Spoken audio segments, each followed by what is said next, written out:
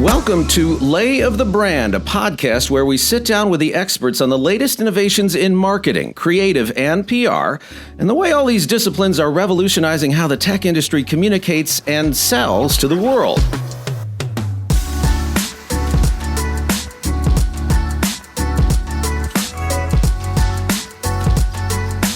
I'm Merritt Group Senior Strategist Richard Sheehy. This time on Lay of the Brand, we're very honored to be joined by Amber Allman for a discussion on corporate branding in the face of disruption and innovation. Amber is Vice President of Corporate Events and Communication at Gannett, home of the USA Today networks and the nation's largest newspaper publisher. Her more than 20 years in PR and marketing also includes having served previously as head of global public affairs at Yahoo, and she has led PR efforts for organizations ranging from the American Red Cross to Chase Financial, as well as a host of internet startups in Silicon Valley. Amber Allman, thank you so much for being here. It's a real pleasure to have you here. Thank you so much for having me. I've really admired your work in all these different capacities over the years. And one of the things that's exciting for me is that what I've seen is you bring to your work a real sense of coherence and strategy. I'm glad it seems that way to you. It's true. And it's so important for branding. And I think what's really, really interesting to me is the organization you're at now, Gannett. Yeah. In our setup, we talked about branding amid disruption, sort of branding amid disruption and innovation. And those two, either one would be pretty tough, but it seems like you're just right in the middle of it, given the nature of your work and the nature of your company, the history. So I'd like to sort of talk through some of that, like maybe starting with the disruption part of it with newspaper industry, publishing. I mean, you've been in this role for several years. It just must be quite a balancing act to sort of get this fairly unified corporate identity, even as the entire publishing industry is shifting. Yeah. And at the same time, you're not just one newspaper, but a whole consortium of newspapers who had all their own individual identities, sometimes for a century or more. So how do you go about doing it? It's tough, but it's a lot of fun. It's a great ride. And I think one thing that I've kind of cultivated throughout my career has gotten to this place of changing perceptions and pulling out some of the really great stories that might be hiding under rocks for a company or a brand. And Gannett was definitely in that camp. And so I spent most of my career doing tech PR, and prior to this was at Yahoo, where they were going through an identity crisis. Are we a tech company or a media company? And when I think I'd had enough of that roller coaster, somebody said, well, how about Gannett and USA Today, which, those of us who were born and raised in this area, well, in the United States, quite frankly, it was internet news before there was internet. I mean, they were breaking barriers and doing things in a very innovative, different way for an industry that had done things the same way for an incredibly long time. So that was intriguing. There's that. And then, so at Gannett, you have this really unique story, this cohesion that you mentioned. You have this national brand in USA Today that has always had this innovative nature. And then you have these amazing legacy brands that have been around, some for more than 100 years. And the first thing that I had to crack was what you have mentioned. It's a newspaper company, but they did not want to be seen as a newspaper company. They wanted to be seen as what they had really become, which was truly a media powerhouse and marketing solutions organization and brand. So that was one big nut to crack. Another was telling those innovative stories and talking about all the cool things they were doing with emerging technology that had just kind of not been told. Those stories hadn't really been found. They'd been going on quietly within the organization. And then lastly, to tie all of it together was something that I saw as a really unique differentiator as a storyteller, which is taking that national brand and connecting it with all of these local properties.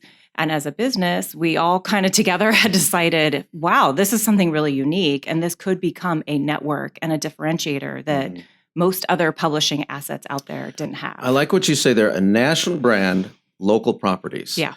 And so to me, with the secret sauce, it's got to be something to do with sort of reconciling that national brand with the local properties, the prestige that goes along with that, having there be a coherent identity, even as the entire landscape is shifting. Yeah. So was there were you sort of trying to do all these things concurrently, or like dealing with the technology and the products versus the legacy identity, or and really sort of the nexus of all of that is, I think you mentioned storytelling, which is something that we always talk about. Yeah.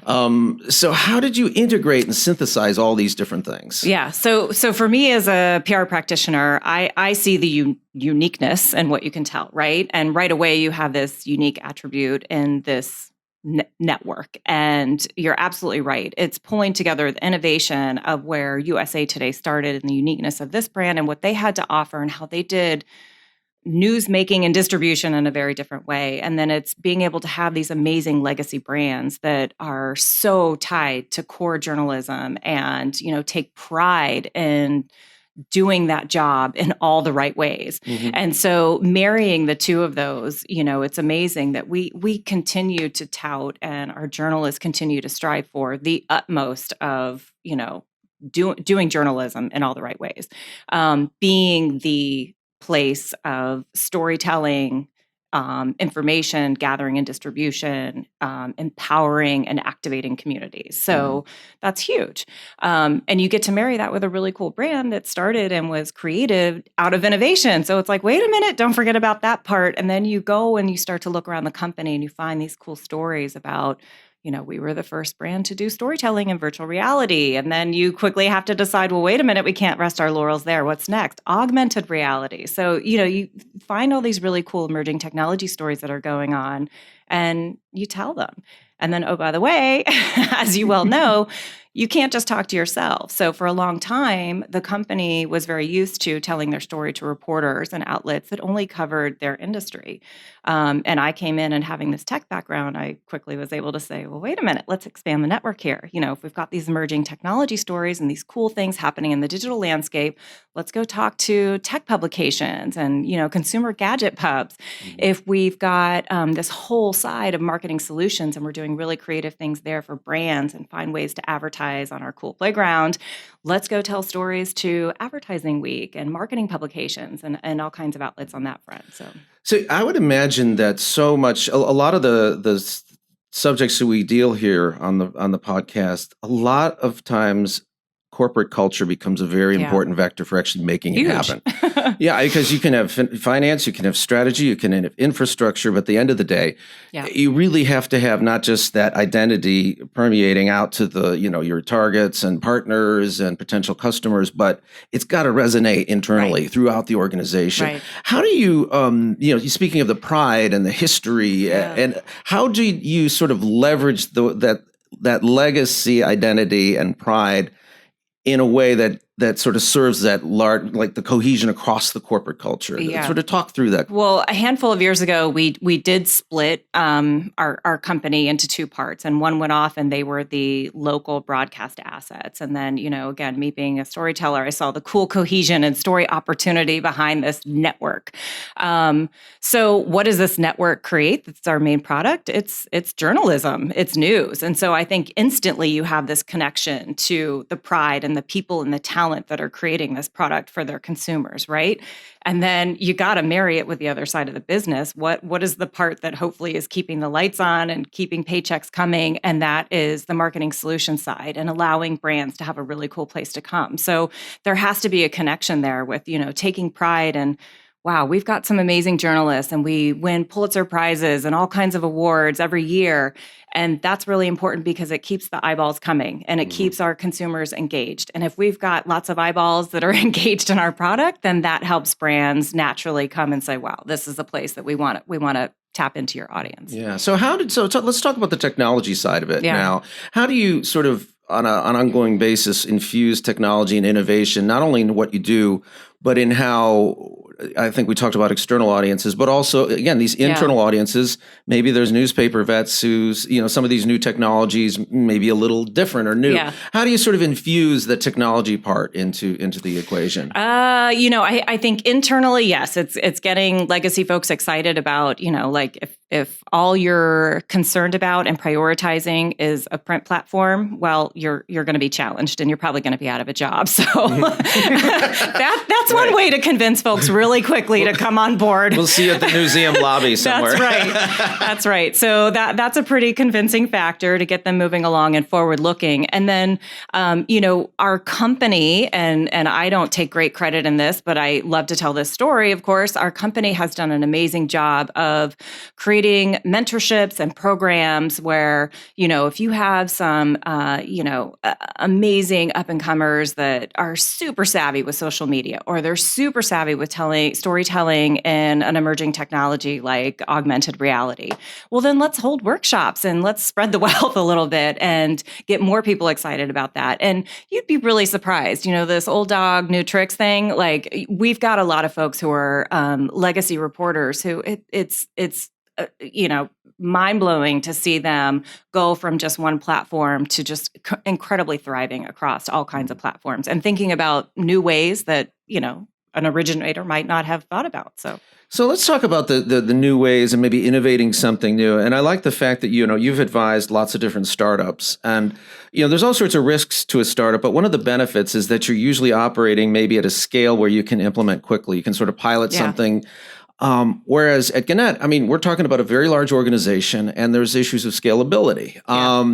And I see more and more companies realizing that even at a large scale, they need to sort of develop more, agile, less waterfall-driven approaches to trying to try something out, like piloting something in the finance department, let's say, and democratizing that success, and sort of sharing, the best practices.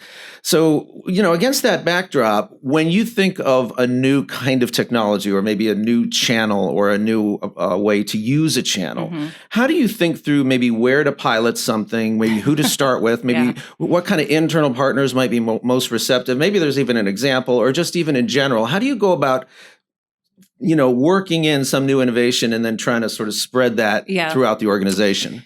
Yeah, I think one of the best examples on doing storytelling around what the company is doing on that front is and how we approach virtual reality. And this was, truly this wonky set of folks. I say wonky because I'm sure that's how they were considered to this, corporate environment.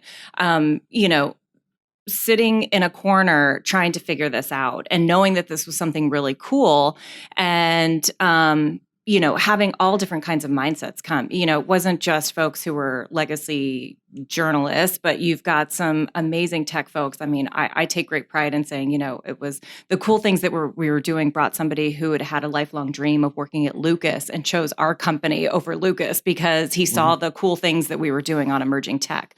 But when we had a story to tell and we had something that was about to launch, everybody was like, well, of course, we will talk to ourselves. We will talk to editor and publisher. We will talk to Pointer and all these outlets that cover the news industry. And I thought, they're going to cover this anyway, but we got to figure out something really unique and how we're going to get this out here. And, even still, but certainly when it was first starting, virtual reality was a technology that required a pretty heavy build on a laptop. You had to have the goggles and all the cool accoutrement to go with it. So you're like, who's going to have this equipment at their hands? Not journalists or reporters that cover the news industry, but gamers. And so I took a big risk and going out to gaming reporters and demoing, these experiences with them. And it actually worked really well because it gave us a little street cred as, the story kind of trickled along with different types of reporters. So then it got to, kind of techie digital geek reporters. And they were like, okay, well, this is interesting. And the way that gaming reporters had talked about it and could explain it to them if they weren't able to see it firsthand. And it kind of trickled its way out. And then, of course, if you're, covering the news industry and something like this on emerging tech is coming out, you think it's super cool too. So, of course, you're going to cover it. That's brilliant. That's brilliant, because you're trying to sell your credentials on this particular initiative on both the product, but the technology, the vector for that. And it's almost like rather than starting with, hey, everybody all you news junkies, here's how to understand the technology. You said, start with the people who already understand the technology. How did that come to you? Did you just was there market research in that, or was that just Well, I think it comes from years of being in Silicon Valley and kind of thinking okay, well, there's that, and kind of knowing who might have the equipment to actually do this. But then, I'll mix in having a teenage boy who was a big gamer, and then kind of pull that along to the old 101 of know who your audience is and know where you got to tell this and how you got to tell it. So sticking with this analogy for a second, this example actually, especially because you're at a large organization, you have a great idea. How much, how much buy-in did you need to, how were you able to sort of were you able to try it on a certain limited scale? How did you, generally speaking, strike that balance between experimenting and getting, organizational buy-in and getting the best of both sides of that? Well, for telling the story, it was, once I got buy-in from the emerging tech team, the guys who were creating this, and they were like, I got you. You're on. You get us. I think that helped. And I think then from there, it was a little more of ask for forgiveness afterwards if it doesn't work out. And then, by the way, we can always go back to our tried and true and kind of tell the story from that front. But it worked out. So come back to me when one doesn't work out, and I'll tell you how that. Well, I think out. That might be a while because again, we're pretty impressed with the stuff you've done, and with that in mind, this is for folks who are in marketing or operations or even CEOs who are listening, who not only are on board, maybe want to try to innovate, but they've got to figure out how to do it. Yeah. So just by way of wrapping up for a few minutes, maybe we could sort of talk about a few tips, and maybe I'll sort of touch on some of the things we talked about, and maybe you could sort of distill, a piece of advice or, for folks who are listening. So number one it sounds like we talked about when piloting something new, look for folks who may have a very similar need. Are there any departments or parts of the organization that are easier to work with on piloting innovation as opposed to maybe, I don't know?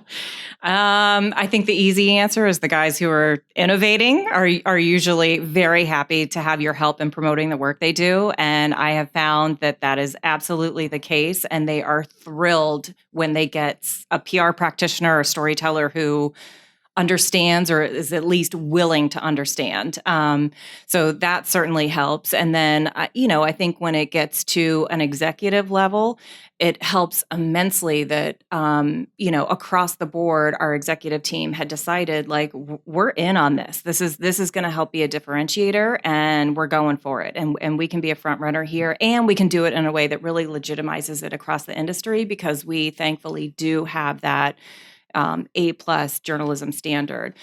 So that helps. But then I'll put a plug for the corporate communicators out there that it also helps to have a seat at the table. It's amazing when you're a part of that executive leadership team, and you can add that filter and perspective to the conversation. And sometimes it might just take a quick tweak across the board to help the business tell the story better, and really get the word out there. How about metrics in terms of justifying ROI, things like that? How much of that comes before, and how much of it comes from capturing, the results? Anything to? I think earned media is always challenged with metrics. It would always be amazing to have more, and have the resources to get more. But I think we've been pretty tied to showing the number of eyeballs that we reach when we do storytelling, and of course the tone and sentiment of the type of coverage that we get. And then it's also really helpful to show the dollar value that's out there.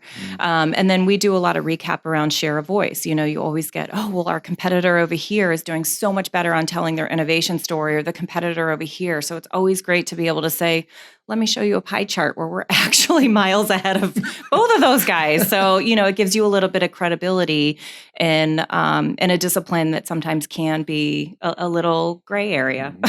And then I guess the last question is, once, let's say you and the strategy team and the folks who are really thinking through the strategic communications lens, and you have a story and you feel good about it, and it comes time to really, sharing it and getting, a buy-in through across the workforce. Any advice on, sort of getting that story and getting buy-in from what could be a very diverse workforce in all sorts of ways, in terms of experiences, job situation? How do you get people on all the same page with the story. Yeah, I think you said it right there. On the same page is the biggest part of it. And I think, anybody who does external and internal communications, your employees can be your best brand ambassadors, or they can be out there completely unarmed or, at the other end of the spectrum with negative intent. So I would much rather have great brand ambassadors that are armed to tell the stories that we're sharing, about to share, or want to share.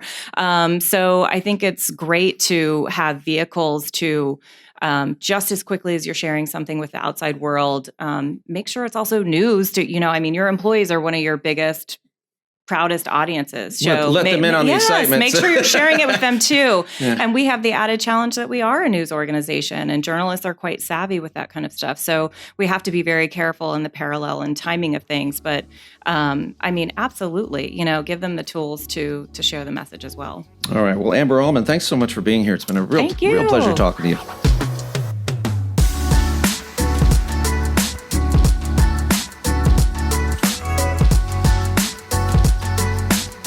Amber Allman is Vice President of Corporate Events and Communication at Gannett, which is the home of USA Today Networks and the nation's largest newspaper publisher. You've been listening to Lay of the Brand, brought to you by the Merritt Group, a strategic communications firm that blends the best of PR, digital marketing, and creative to help our clients tell their stories. Lay of the Brand's executive producer is Melissa Chadwick. Francesca Ella Trash is our producer and showrunner. And our assistant producers are Jonathan Schubert and Jessica Chapeau. Graphic design by Haley Baumgartner. Got a topic or suggestion? You want to share feedback with Lay of the Brand? We would love to hear from you. Just subscribe to this podcast on your preferred listening platform and leave us a review. Spread the word, tell your friends to like us as well, and to learn more about the Merritt Group, check out layofthebrand.com. I'm Richard Sheehy. See you next time.